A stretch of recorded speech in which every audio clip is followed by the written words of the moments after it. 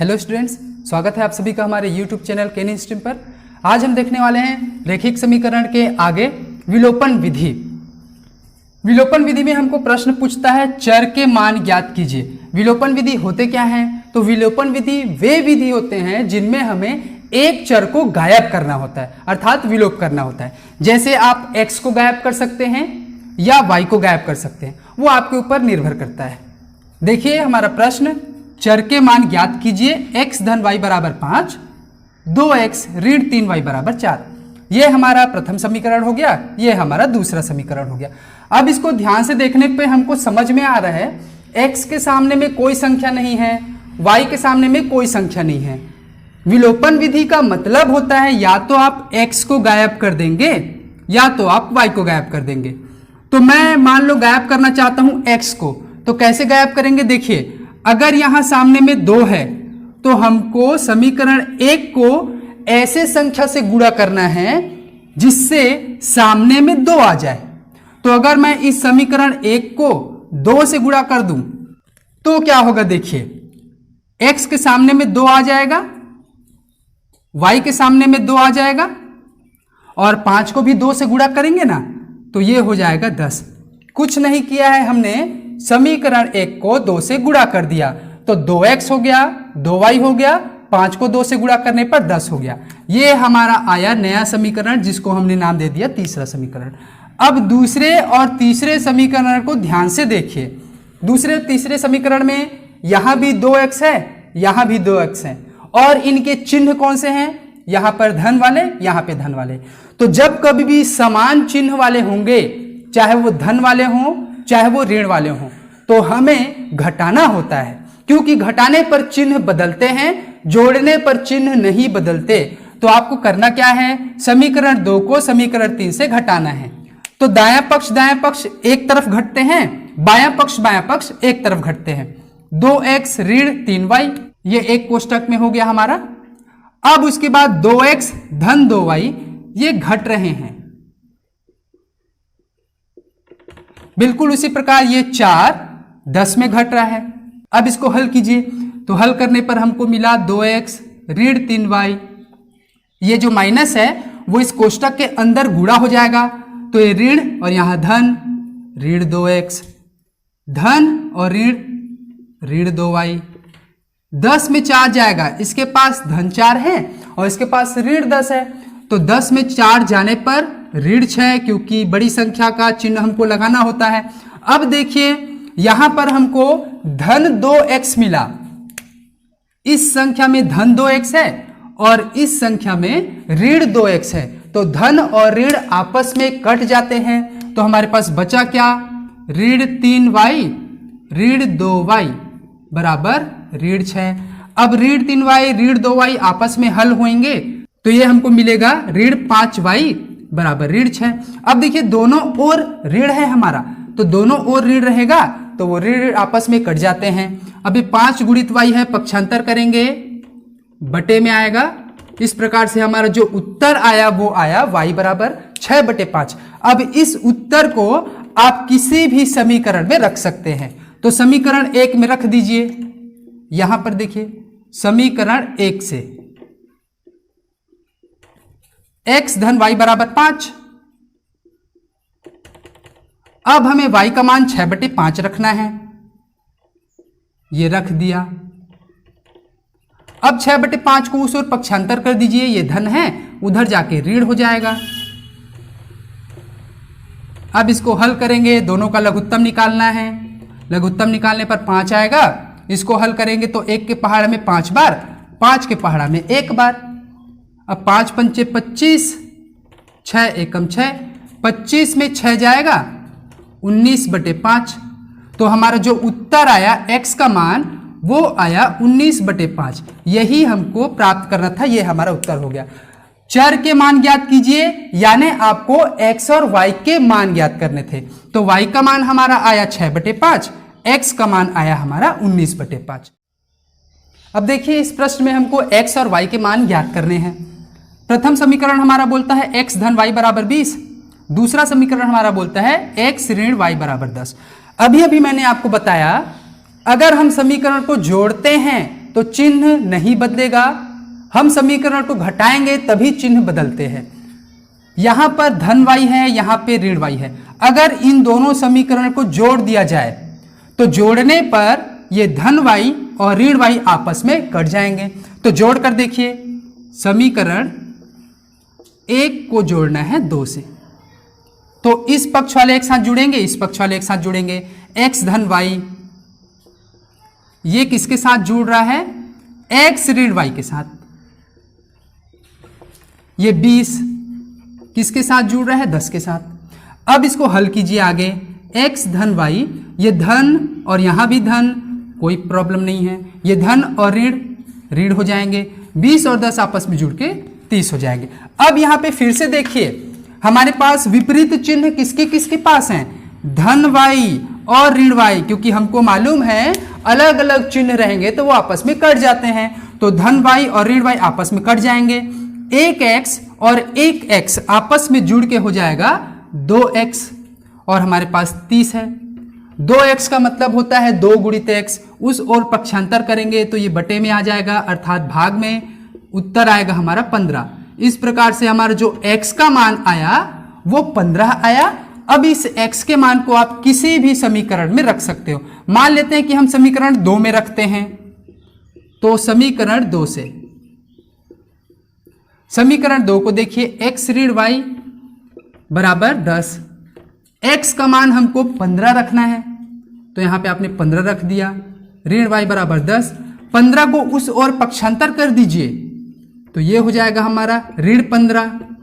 अब 15 बड़ी संख्या है, 10 छोटी संख्या है, हल करेंगे तो 15 में 10 जाएगा, 5 बचेगा, लेकिन क्योंकि ये बड़ी संख्या है तो चिन्ह लगेगा ऋण। अब दोनों ओर ऋण होते हैं तो कट जाते हैं आपस में। इस प्रकार से y बराबर आया उत्तर हमारा 5। यानी जो हमारे चर के मान ज्ञात हुए वो x बराबर 15 थे और y बराबर 5 हुए। अब अगला प्रश्न देखिए, चर के मान ज्ञात करना है। 3x धन 4y बराबर 10 पहला समीकरण, 2x ऋण 2y बराबर 2 दूसरा समीकरण। अब दूसरे समीकरण को ध्यान से देखिए, इसके पास 2 है, इसके पास 2 है, इसके पास 2 है। तो जब सभी के पास 2 होते हैं तो उनको 2 से आप भाग कर दीजिए, इसको हम सरल करना बोलते हैं। तो 2 से भाग करेंगे तो हमारा जो समीकरण बनेगा वो क्या होगा? 2 से 2 कट गए x, 2 से 2 कट गए y, 2 से 2 कट गए आपस में तो 1 आ गया। यानी हमारे पास पहला समीकरण आया 3x धन 4y बराबर 10, तीसरा समीकरण आया x ऋण y बराबर 1। इन्हीं को हमको लेके चलना होता है। अब क्योंकि विलोपन विधि है तो विलोपन विधि का मतलब होता है या तो आप x वाले पद को गायब करेंगे या y वाले पद को गायब करेंगे। तो मुझे गायब करना है y वाला पद। 3x धन 4y बराबर 10 पहला समीकरण। अब क्या करना है देखिए, y के सामने में भी यहां पर 4 है और यहां पर y के सामने में कुछ नहीं है अर्थात 1 है। तो आप इस समीकरण 3 को 4 से गुणा कर दीजिए। समीकरण 3 को 4 से गुणा करेंगे तो क्या होगा? 4 गुणित x 4x, 4 गुणित y 4y, 4 गुणित 1 4। अब क्या करना है देखिए, हमारे पास चिन्ह को देखना है, धन है और ऋण है। हमको मालूम है धन और ऋण आपस में कट जाते हैं। तो धन और ऋण आपस में कब कटेंगे? जब इन दोनों समीकरण को जोड़ दिया जाएगा। मान लेते हैं ये हमारा चौथा समीकरण। तो 1 और 4 को जब हम जोड़ देंगे, समीकरण 1 और 4 को जोड़ दीजिए तो देखिए क्या मिलेगा हमको? 3x धन 4y। इसको क्या करना है? जोड़ना है। धन 4x ऋण 4y। अब उसके बाद वैसे ही उस ओर भी जुड़ेंगे। ये हमारा 10 है और 4 आपस में जुड़ रहे हैं। अब देखिए 3x धन 4y, धन धन धन होते हैं, कोई दिक्कत नहीं। ये धन और ऋण आपस में ऋण होते हैं। 10 और 4 आपस में जुड़ के 14 हो जाएंगे। अब फिर से आपको क्या काम करना है? फिर से आपको चिन्ह को ध्यान देना है। यहां पर धन 4y और यहां पे ऋण 4y। तो हमको मालूम है धन और ऋण आपस में कट जाएंगे, प्लस माइनस आपस में कैंसिल आउट हो जाते हैं। 3x और 4x आपस में जुड़ेंगे तो ये बनाएंगे 7x बराबर 14। 7 गुणित x, गुणा को उस ओर पक्षांतर करेंगे, बटे में आएगा उत्तर आया हमारा 2, यानी जो हमारा x का मान आया वो 2 आया। अब इस x के मान को आप किसी भी समीकरण में रख सकते हैं। तो पहले समीकरण में रखिए, समीकरण 1 से 3 गुणित x के जगह पे 2 रखेंगे तो 3 दूनी 6 हो गया, 4y हमारा पहले से ही है बराबर 10। अब इस 6 को उस ओर पक्षांतर करेंगे तो हमारा जो उत्तर आएगा वो 10 ऋण 6 होगा, 10 में 6 घटेगा 4 आया, y बराबर 4/4। तो इस तरह से हमारा y का मान आया 1, क्योंकि 4 में 4 आपस कट जाएंगे। इस प्रकार से जो उत्तर आया x बराबर 2, y बराबर 1, यही चर के मान थे।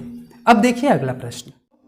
एक व्यक्ति के पास कुछ कबूतर व कुछ गायें हैं जिनके आंखों की कुल संख्या 120, आंख 120 हैं तथा पैरों की कुल संख्या 180, पैर 180।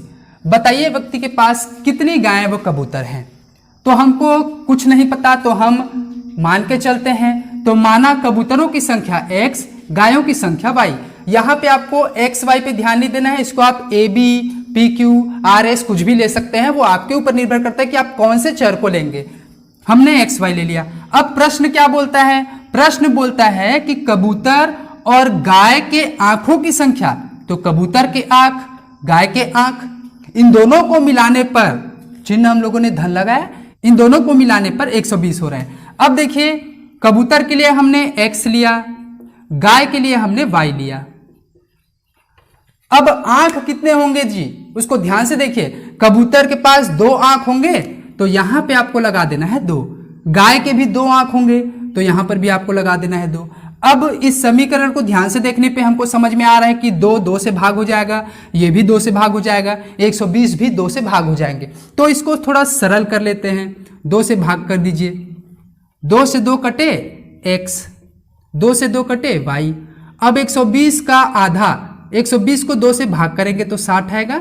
ये हमारा आया प्रथम समीकरण, इसको आपको याद रखना है। अब दूसरा भाग हमको क्या बोलता है, दूसरा भाग हमको बोलता है पैरों के बारे में। तो आपको लिखना है कबूतर के पैर और गाय के पैर। तो मैं यहां पे गाय लिख रहा हूं, आपको लिखना है कबूतर के पैर की संख्या या कबूतरों के पैरों की संख्या धन गाय के पैर की संख्या या गायों की पैर की संख्या। कितने हैं देखिए, 180 है हमारे पास, प्रश्न में दिया हुआ है 180। अब कबूतर के पैर को आप देखेंगे तो कबूतर के 2 पैर होते हैं, तो यहां पर हम लोगों ने कबूतर को x माना, इसके सामने लगा देना है 2, गाय को हमने y माना। अब गाय के पास कितने पैर होते हैं, तो गाय के 4 पैर होते हैं, तो यहां पे आपको लगा देना है 4 बराबर 180। फिर से इस समीकरण को ध्यान से देखने पे हमको समझ में आ रहा है कि 2 से भाग हो जाएगा, 4 भी 2 से भाग हो जाएगा, 180 भी 2 से भाग हो जाएगा। हम वे संख्या लेते हैं जो तीनों में उभयनिष्ठ होता है। 2 से कट गया, 4 2 से कट गया, 180 2 से कट गया। तो क्या उत्तर आया हमारा x, 2 के पहाड़ा में 4 कितने बार, 2 बार। अब इसको 180 को 2 से आप भाग करोगे तो ये आएगा हमारा 90। ये आया हमारा दूसरा समीकरण। आपको पहला समीकरण और दूसरा समीकरण याद रखना है, इन्हीं दोनों को हम विलोपन विधि से बनाएंगे। अब देखिए जो हमारा पहला समीकरण था x धन y बराबर 60, दूसरा समीकरण x धन 2y बराबर 90। अब इसके सामने में धन चिन्ह है, इसके सामने में धन चिन्ह है। तो मैंने अभी अभी आपको बताया कि जब समान चिन्ह होंगे, चाहे वो धन हो चाहे वो ऋण हो, तब हमें घटाना होता है। तो इन दोनों समीकरण को आप घटा दीजिए, तो समीकरण 1 और 2 को घटा दीजिए।